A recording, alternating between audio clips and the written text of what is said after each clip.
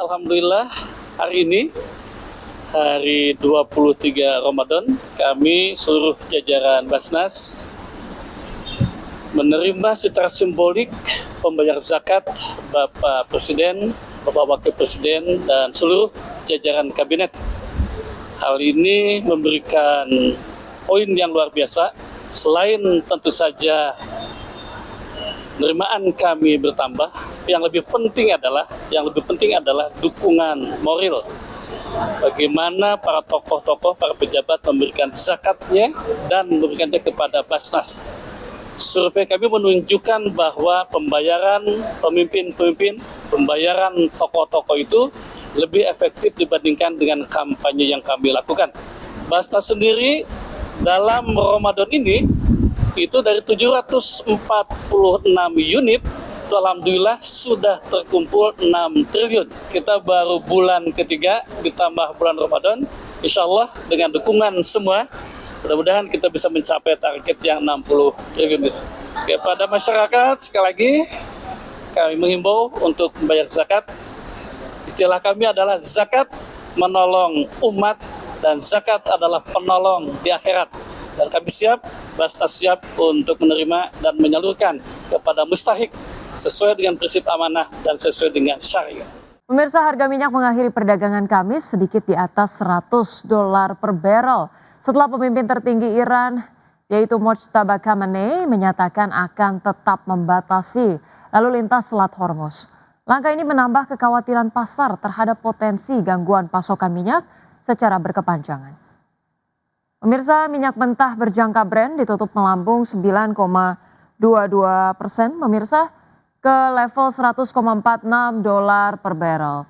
Kemudian minyak mentah berjangka West Texas Intermediate melesat 9,72% ke level $95,73 per barrel. Sebelumnya Mojtaba Khamenei mengeluarkan pernyataan di tengah serangan berkelanjutan terhadap kapal komersial di Teluk Persia. Adapun serangan terbaru terhadap 2 kapal tanker minyak dan 1 kapal kargo.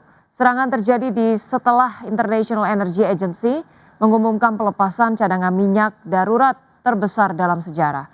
Namun pasar menanggapi langkah ini dengan skeptis karena jumlah cadangan yang dilepaskan diperkirakan tidak cukup untuk memenuhi kekurangan pasokan akibat penutupan selat tersebut.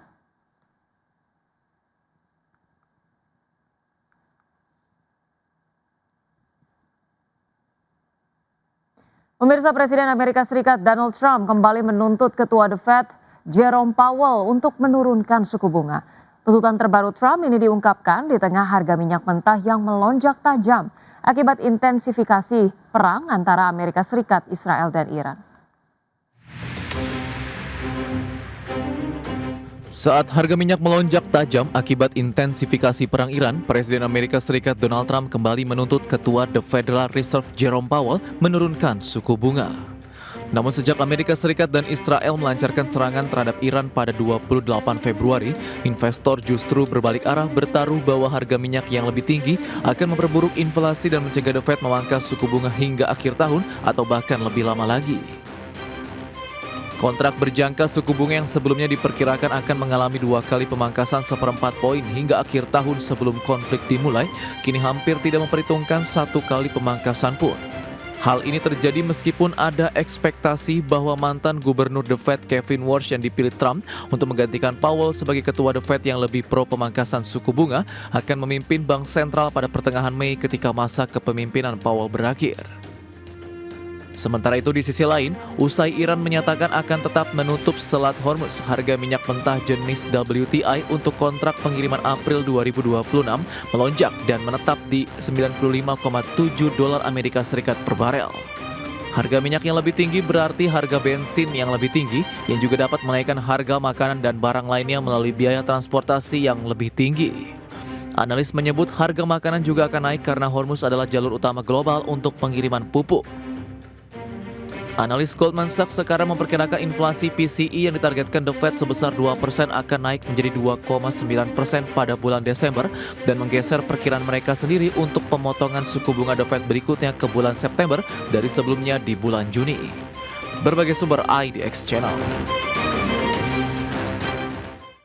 Ya, Ya, selanjutnya update dari Bursa Global. Pemirsa, Bursa Ekuitas Wall Street tersungkur pada perdagangan Kamis dipicu serangan Iran terhadap 2 kapal tanker minyak yang mendorong harga minyak mentah mendekati $100 per barrel.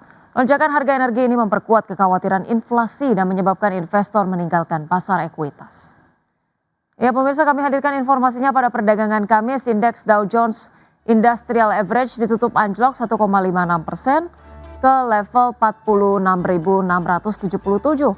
Kemudian indeks S&P 500 turun 1,52% ke posisi 6.672 dan indeks Nasdaq Composite merosot 1,78% ke level 22.311. Sementara itu pemirsa, dari Bursa Ekuitas Eropa kembali mencatatkan pelemahan setelah lonjakan harga minyak memicu kekhawatiran baru mengenai inflasi seiring konflik yang terus berlangsung di Timur Tengah. Kenaikan harga energi menambah tekanan terhadap prospek pertumbuhan ekonomi kawasan yang sudah melambat. Indeks Stoxx 600 ditutup turun 0,61% ke level 598,86. Indeks DAX Jerman melemah 0,21% ke level 23.589 dan indeks FTSE 100 menyusut 0,47% ke posisi 10.305. PT Daya Intiguna Yasa Tbk atau Mr. DIY Indonesia berencana membagikan dividen tunai minimal 40% dari laba bersih tahun buku 2025. Ya, Perseroan optimistis pembagian dividen ini dapat menjadi bentuk apresiasi bagi investor sekaligus memperkuat kepercayaan pasar terhadap prospek bisnis Perseroan. Emiten retail perkakas rumah tangga PT Daya Intiguna Yasa Tbk atau Mr. DIY Indonesia berencana membagikan dividen tunai minimal 40% dari laba bersih tahun buku 2025. Rencana pembagian dividen ini akan diajukan untuk mendapat persetujuan pemegang saham dalam RUPS ST mendatang. Chief Financial Officer Mr. DIY Indonesia, Rika Juniati Tanzil mengatakan, langkah tersebut didukung oleh fundamental keuangan perseroan yang kuat serta kemampuan perusahaan dalam menghasilkan arus kas yang solid. Sejalan dengan kinerja keuangan yang solid sepanjang 2025, Perseroan optimistis pembagian dividen ini dapat menjadi bentuk apresiasi bagi investor sekaligus memperkuat kepercayaan pasar terhadap prospek bisnis Perseroan. Adapun di tahun 2025, Perseroan mencetak laba bersih senilai 1,1 triliun rupiah atau tumbuh tipis sebesar 3% secara tahunan dibandingkan dengan periode yang sama tahun sebelumnya. Pertumbuhan laba bersih sejalan dengan lonjakan pertumbuhan pendapatan, di mana Perseroan membukukan pertumbuhan pendapatan sebesar 16,7% secara tahunan menjadi 7,9 triliun rupiah. Capaian ini didorong oleh relevansi penawaran produk terhadap kebutuhan masyarakat, serta eksekusi operasional yang disiplin di seluruh jaringan toko Mr. DIY Indonesia yang terus berkembang. Berbagai sumber IDX Channel. Pemirsa, emiten penyedia laboratorium kesehatan PT Prodia Widya Husada Tbk membukukan kinerja yang lesu sepanjang tahun 2025. Ya, laba bersih Perseroan menyusut hingga 23,46% dibandingkan dengan periode yang sama tahun 2024. Melansir laporan keuangan, Perseroan sebetulnya membukukan pendapatan 1,31% sebesar 2,28 triliun rupiah. Dikelompokkan berdasarkan segmen, pendapatan terbesar masih datang dari wilayah Jakarta Raya dengan nilai mencapai 909,49 miliar rupiah. Seiring pertumbuhan pendapatan, beban pokok pendapatan turut membengkak atau menjadi 948,96 miliar rupiah atau meningkat 5,42% secara tahunan. Alhasil Perseroan hanya mampu membukukan laba kotor senilai 1,33 triliun rupiah di sepanjang tahun lalu, terkoreksi 1,42% secara year on year. Setelah dikurangi berbagai beban dan pajak, Perseroan akhirnya hanya mampu membukukan laba bersih senilai 206,78 miliar rupiah, terkoreksi 23,46% dibandingkan dengan periode yang sama tahun 2024.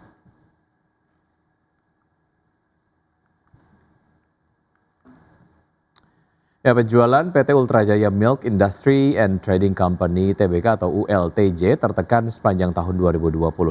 Ya, namun perusahaan justru mencatat kenaikan laba bersih berkat efisiensi operasional dan pengelolaan biaya. PT Ultrajaya Milk Industry and Trading Company Tbk mencatatkan kinerja positif sepanjang 2025. Produsen susu Ultra Milk ini membukukan laba bersih sebesar 1,35 triliun rupiah. Angka ini naik 19% dibandingkan laba bersih tahun 2024 yang tercatat 1,13 triliun rupiah. Manajemen menyebut kenaikan laba didorong langkah efisiensi operasional serta pengelolaan biaya yang lebih optimal. Strategi tersebut membuat margin profitabilitas perusahaan meningkat meski penjualan mengalami tekanan. Memasuki tahun 2026, Ultra Jaya melihat prospek kinerja masih positif seiring meningkatnya permintaan produk susu di masyarakat. Tren ini didukung program peningkatan konsumsi gizi, termasuk program makan bergizi gratis yang turut mendorong konsumsi susu. Berbagai sumber ada di Channel.